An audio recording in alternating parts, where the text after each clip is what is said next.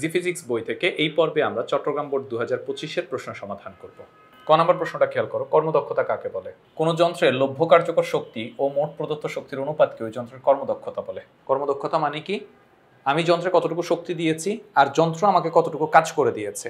এই যে কার্যকর শক্তি আর প্রদত্ত শক্তি, লভ্য কার্যকর শক্তি মানে হচ্ছে কতটুকু কাজ আউটপুট দিয়েছে। এই আউটপুট শক্তি আর ইনপুট শক্তির যে অনুপাত, সেটাকে আমরা বলি হচ্ছে কর্মদক্ষতা। এটাকে আমরা ক্ষমতা দিয়েও বলতে পারি। লভ্য কার্যকর ক্ষমতার প্রদত্ত ক্ষমতার অনুপাতকে হচ্ছে আমরা কর্মদক্ষতা বলি। খ নম্বর প্রশ্ন হচ্ছে, বিদ্যালয়ের অ্যাসেম্বলিতে রশি টেনে পতাকা উত্তোলন কোন ধরনের কাজ? বিদ্যালয়ের অ্যাসেম্বলিতে রশি টেনে পতাকা উত্তোলন ধনাত্মক কাজ। যখন কোনো কাজ বল সরণের দিকে একই হয় তখন তাকে ধনাত্মক কাজ বলে। পতাকা উত্তোলনের সময় পতাকা একটি নির্দিষ্ট উচ্চতায় উঠে অর্থাৎ সরণ ঘটে। এই সরণের দিক ও পতাকা উত্তোলনে ব্যক্তির প্রয়োগকৃত বলের দিক একই, তাই পতাকা উত্তোলন একটি ধনাত্মক কাজ। অর্থাৎ পতাকাটাকে তো উপরের দিকে টানতে চাওয়া হয়, বস্তু সরণটা কোন দিকে করতেছে? উপরের দিকে। যেহেতু টান উপরের দিকে এবং বস্তু সরণও একই দিকে ঘটতেছে, তাহলে এটা হচ্ছে ধনাত্মক কাজ। কিন্তু ধরো তোমার হচ্ছে বস্তু উঠাচ্ছে, মানে ধরো আমি একটা বস্তুকে উপরের দিকে উঠাচ্ছি, এই উঠানোর সময় বস্তুটা কোন দিকে উঠতেছে? উপরের দিকে, কিন্তু অভিকর্ষজ বল কোন দিকে কাজ করতেছে? নিচের দিকে। তাহলে আমার দ্বারা কাজ ধনাত্মক হলেও অভিকর্ষজ বল দ্বারা কাজ কিন্তু ঋণাত্মক হবে। অর্থাৎ আমি যেদিকে টানতেছি বস্তু সেদিকে ঘটতেছে বলে এটাকে আমি ধনাত্মক কাজ বলতেছি, কিন্তু অভিকর্ষজ বল যেদিকে টানতেছে বস্তু সরণ তার বিপরীত দিকে ঘটতেছে বলে এটাকে আমরা ঋণাত্মক কাজ বলি।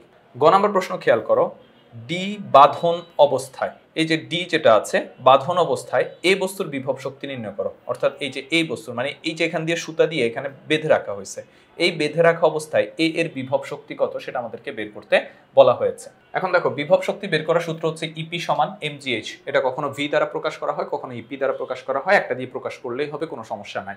কোনো নির্দিষ্ট না যে ভি দিয়ে প্রকাশ করলে কি ভুল হবে কিনা বা ইপি দিয়ে প্রকাশ করলে কি ভুল হবে কিনা, এরকম কোনো নির্দিষ্ট না। ইপি সমান হচ্ছে এমজিএইচ। এম হচ্ছে ভর, ভর কত বলা আছে? ভর বলা আছে দেখো 16 কেজি, আর এইচ কত? 50 মিটার। তাহলে আমাদের এম এর মান 16, জি এর মান 9.8, এইচ হচ্ছে 50, ক্যালকুলেশন করলে 7840 জুল।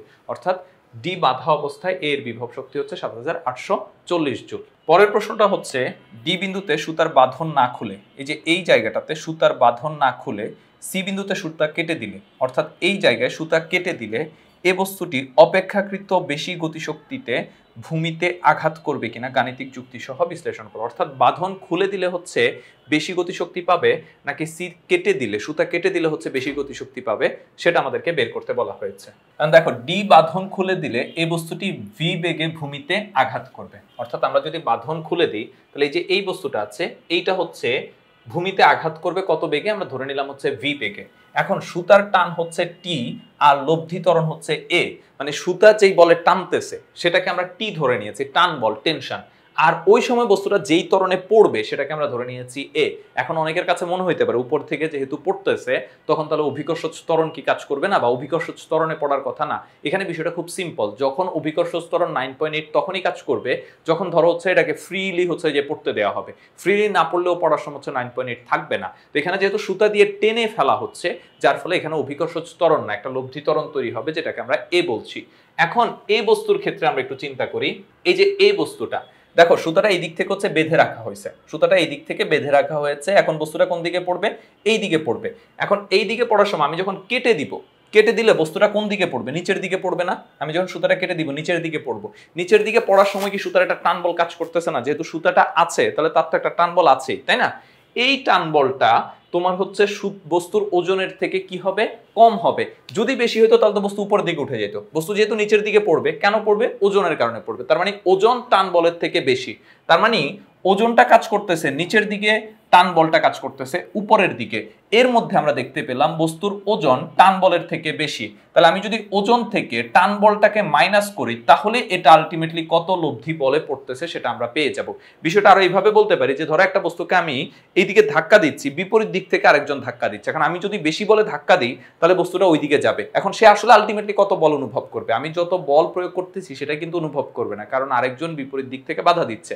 তাহলে আমার বল থেকে বিপরীত দিকে বাধাদানকারী বলটাকে যখন মাইনাস করে দিব তখন আলটিমেটলি সে কত বল অনুভব করতেছে সেটা আমরা বুঝতে পারবো। তো এই জন্য বস্তুটার ওজন নিচের দিকে কাজ করতেছে কিন্তু টান বল উপরের দিকে কাজ করতেছে। তাহলে ওজন থেকে টান বলটাকে যদি মাইনাস করি তাহলে আলটিমেটলি লব্ধি বল কত সেটা আমরা পেয়ে যাব।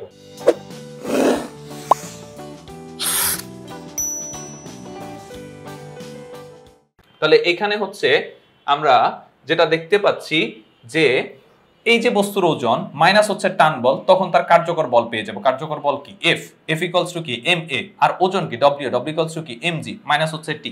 আর বি বস্তুর ক্ষেত্রে কি ঘটবে? এই যে এখানে যে বি বস্তুটা আছে, বি বস্তুটা তো উপরের দিকে উঠে যাবে, তাই না?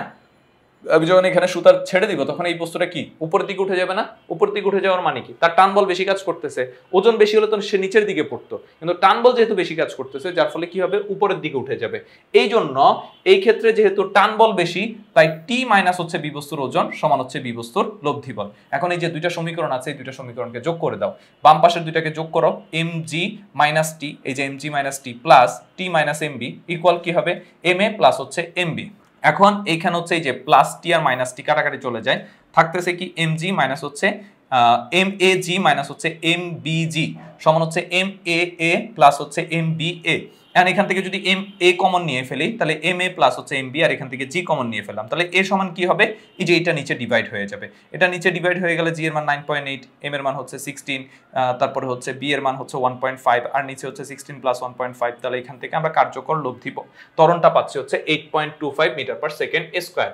অর্থাৎ বস্তুটা যখন হচ্ছে নিচের দিকে পড়বে তখন সে কত ত্বরণে পড়তেছে সেটা আমরা পেয়ে যাব।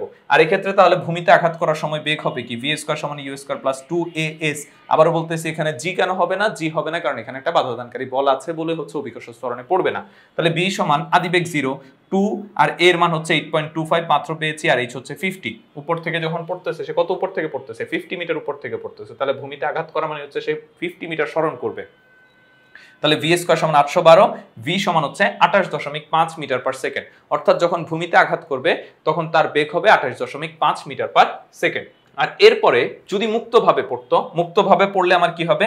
ভি সমান হচ্ছে U plus 2gh, V square আছে, ইউ স্কয়ার মান 0, 2g হচ্ছে 9.8, এইচ হচ্ছে 50, তখন আমরা পাচ্ছি হচ্ছে কত? 31.30। তাহলে একটা হচ্ছে যদি সুতা কেটে দিলে, সুতা কেটে দিলে সে ফ্রিলি পড়বে, আরেকটা হচ্ছে খুলে দিলে, যখন আমি এই যে ডি বাঁধনটা খুলে দিব তখন কিন্তু বি আর এ মিলে হচ্ছে বস্তুটা নিচের দিকে পড়বে, আর আমি যখন সিতে কেটে দিব তখন বি কিন্তু বাদ, শুধুমাত্র হচ্ছে এই বস্তুটা নিচের দিকে পড়তেছে। এই তফাৎটা কিন্তু বুঝতে হবে।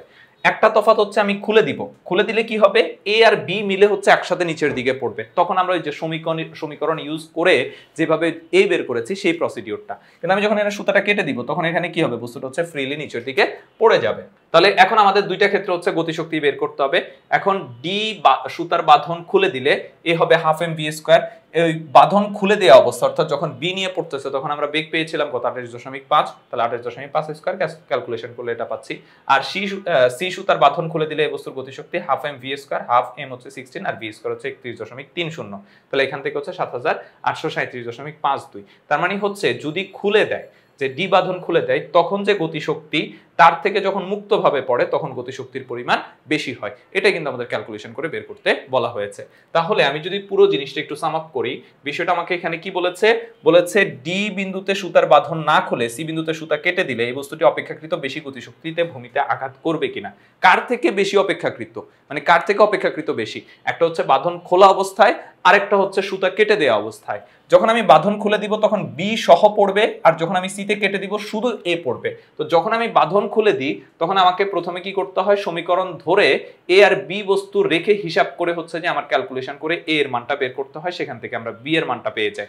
আর যখন হচ্ছে যে আমরা বাঁধন খুলে দিব তখন হচ্ছে আমার এখান থেকে হচ্ছে বেগটা বের করতে হয়। তাহলে আমরা দুইটা ক্ষেত্রে গতিশক্তি হিসাব করলাম, গতিশক্তি হচ্ছে পেয়ে গেছি। এখন ek2 is greater than ek1, তার মানে হচ্ছে দ্বিতীয় বস্তুর গতিশক্তি প্রথম বস্তুর গতিশক্তির থেকে কি বেশি। এটাই ছিল এই প্রশ্নের সমাধান। তাহলে সবাই ভালো থাকবে, সুস্থ থাকবে, আর যারা ইজি ফিজিক্স বই সংগ্রহ করেনি তারা খুব দ্রুত সংগ্রহ করে ফেলবে। আল্লাহ হাফেজ।